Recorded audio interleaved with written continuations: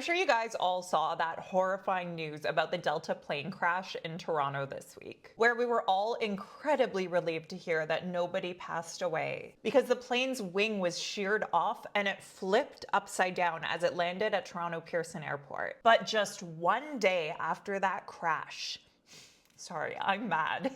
As passengers were and are still healing their physical and psychological injuries. Do you know News' Candice Malcolm took to social media to prove that we Canadians can be just as nasty as our neighbors to the south? Yeah, she went online the day after and complained about DEI.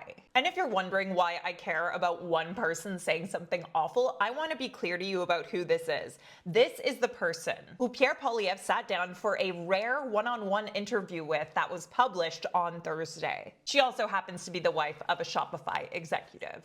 And on Tuesday, she shared a post from the anti-LGBTQ hate account Libs of TikTok, which pointed out that the airline whose plane had sadly crashed on Monday had this video pinned to its TikTok account. It's a video that just shows some female employees at work lip-syncing to a funny song. Just like the next video over that shows two white dudes doing a similar thing. But you know, in this case, ew, women, ugh. But to be fair, not even Libs of TikTok goes so far as to mention that, probably because she knows her audience will infer it, but anyways. Thankfully, for anyone who missed those subtleties, Candice Malcolm, who again is married to a top Shopify executive, and who did the recent interview with Pierre Poilievre in which he said that more independent media should be allowed access to Parliament Hill. I'm assuming he means independent media like her? That Candice Malcolm wrote, quote, "This Delta Airlines video promoting DEI will definitely not go over well the day after a horrific crash landing in Toronto.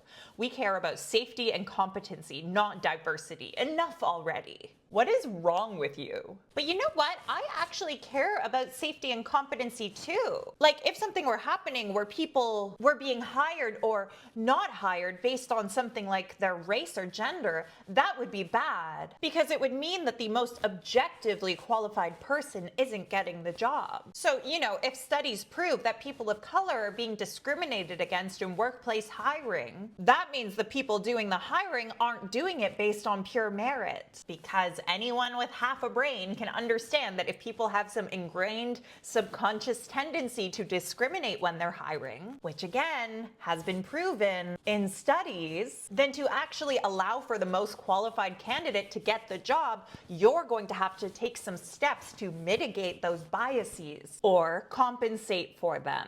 Otherwise, you don't have a genuinely level playing field. You have a playing field where white people have a leg up. And you guys are all about meritocracy, right? So when you claim to be all about safety and competency, but in the same breath say you don't care about diversity, what that really says, in my opinion, is that you don't actually care about the most competent person getting the job. Because what you're fighting for, either knowingly or unknowingly, is for white people to keep the advantage studies have shown they have in hiring. So I'm a bit concerned to see this kind of thinking from someone who has had closer access to a guy who could be our next prime minister than any real journalists have had in ages. What do you think of all this?